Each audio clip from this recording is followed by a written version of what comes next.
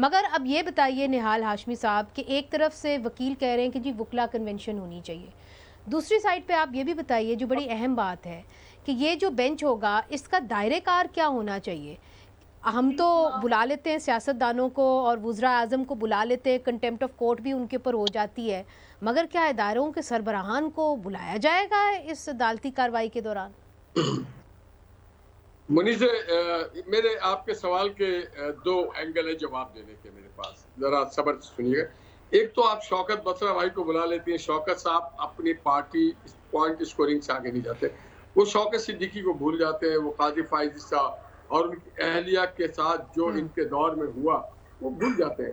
ہم یہاں پہ رول آف لا بھی کھڑے ہوتے ہیں۔ اب آپ نے کہا اداروں کے سربراہوں کو، ادارے کے سربراہ جو ہیں وہ ایک ڈویژن کے سربراہ، ایک وزارت کے سربراہ ہیں، حکومت کے سربراہ وزیر اعظم ہے۔ اگر وزیر اعظم اور ریاست کے سربراہ پریزیڈنٹ ہے تو آرمی چیف ہو یا کسی ایجنسی کے ہیڈ ہو یا کوئی گورنر ہو یا کوئی چیف منسٹر ہو یا کوئی بھی شخص ہو، کوئی چیئرمین ہو، no one is above the law, every one is equal before the eyes of law. اور اگر آپ نے یہ پیٹرن کو نہیں اپنایا تو آپ کا معاشرہ ایگزسٹ کرنا تو بڑی مشکل کی بات ہے، آپ کی معاشرہ با کمال اور باعزت بھی نہیں کہلائے گا۔ تو کوئی بھی قانون سے، آئین سے بڑا نہیں ہے۔ اور پھر رسول صلی اللہ علیہ وسلم نے کہا، کیا انہوں نے کہا تھا کہ وزیر اعظم، صدر، army chief, I S I والوں کو نہ بلایا جائے یا جج کو نہ بلایا جائے؟ سب کو بلایا جائے گا اور بلانا چاہیے۔ اور دوسری بات آپ سن لیں، نہیں مگر ماضی میں کسی بھی ادارے کے سربراہان کو نہیں بلایا گیا۔ آپ مجھے تو کم از کم یاد نہیں، شاید شوکت صاحب بتا دیں، آپ بتا دیں، کامران صاحب بتا دیں، کبھی ایسا ہوا ہے اس ملک میں نہال ہاشمی صاحب؟ آپ سن لیں ثاقب نثار کو بھی بلایا ہم یحییٰ خان کو نہیں بلوا سکے تھے، ہم یحییٰ خان کو نہیں بلوا سکے تھے جس کی موجودگی میں ملک ٹوٹ گیا تھا۔ گلزار کو بھی بلایا جائے۔ یہ سب ٹیکس پیئر کے پیسے پہ موج کرتے رہے، ان کی حیثیت ملازمت والی تھی، یہ درخواست دے کر کے نوکریوں پہ آئے ہیں۔ تو جو لوگ بھی ٹیکس پیئر ہیں وہ ان کو پابند کیا جائے، پاکستان کی عدالتوں کے آگے آ کر کے سر نگو کرے اور پھر یہ عہد کرے۔ دیکھیے اچھا نہیں مگر دیکھیں نہال صاحب، دیکھیں ہم یہ تو تقریر ہو گئی نا، اب بات یہ ہے کہ حقائق کے اوپر اگر ہم آئیں یہ سچ ہے تو سر یہ تو اس لیے کیونکہ تو ثاقب نثار کو بھی بلانا ہوگا، آپ کو کھوسا کو بھی بلانا ہوگا، آپ کو فیض کو بھی بلانا ہوگا۔ یہ صرف نہیں ہوگا کہ نواز شریف کو بلا لے اور کام چل جائے۔ ٹھیک، جو سب سے اہم لوگ ہوتے ہیں، سمجھ گئی، سابق جج صاحبان کو بھی بلانا ہوگا۔ شوکت بسرا صاحب، آپ اس کے لیے تیار ہوں گے؟ کیونکہ جو کچھ شوکت صدیقی صاحب نے کہا آج ایسا لگ رہا ہے کہ وہ واقعی میں صحیح کہہ رہے تھے، مگر اس وقت جو ہے آپ نے عمران خان کے علاوہ کوئی ان کی مخالفت کی تھی۔ چیف جسٹس ان کی مرضی سے پوچھ کر کے جی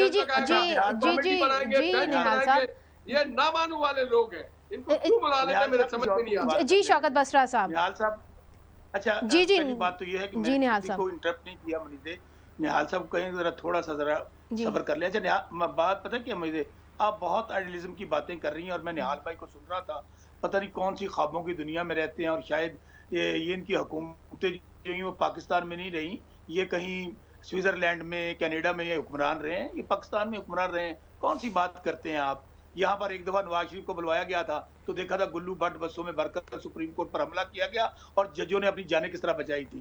اللہ کرے وہ دن آ جائے جہاں پر رول آف لا ہو، جہاں پر یہاں پر چہرے دیکھ کر، پارٹیاں دیکھ کر انصاف نہ دیا جائے۔ اور سب سے بڑھ کر پاکستان میں تو پرابلم ہی یہ ہے، پاکستان میں تو یہ طاقتور کا، پیسے والے کا، تکڑے عہدے والے کا پاکستان ہے، ان کی عدالتیں ہیں، ان کو ریلیف ملتا ہے۔ مجھے بتائیے، آج سے میاں نواز شریف سزا یافتہ تھے، عدالتیں چل کے ان کے پاس چلی گئی اور ایئرپورٹ پہ ان کے دونوں بیٹے سزا یافتہ تھے 7 سال سے، یہ بھی تو واپس آئے، راتوں رات کیسز ختم ہو گئے۔ مجھے بات کرنے دیجیے، مجھے نہال بھائی بات کرنے دیجیے، نہال بھائی بات کر لیجیے گا۔ اچھا میری بات تو مکمل ہونے دیں، یہ عدالتی نظام ہے، یہ آئین کی بات کر رہے ہیں۔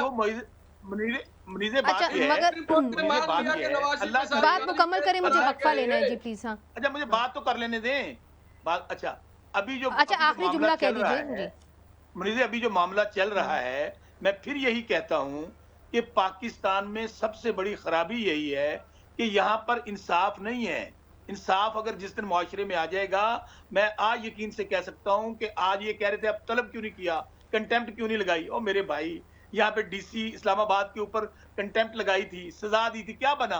आज तक उसी ओहदे पे बैठा हुआ है, क्या बातें करते हैं। और दूसरी बात, किसको नहीं पता, हमें सच बोलना चाहिए, अब वक्त आ गया है हम सच बोलें। कौन है जो यहाँ पर बुलवा सकता है या फैसले कर सकता है? एक फोन कॉल पे आप लोग अपने फैसले बदल देते हैं, आप ताकतवरों के नीचे इस तरह उनके हुक्म मानते हैं।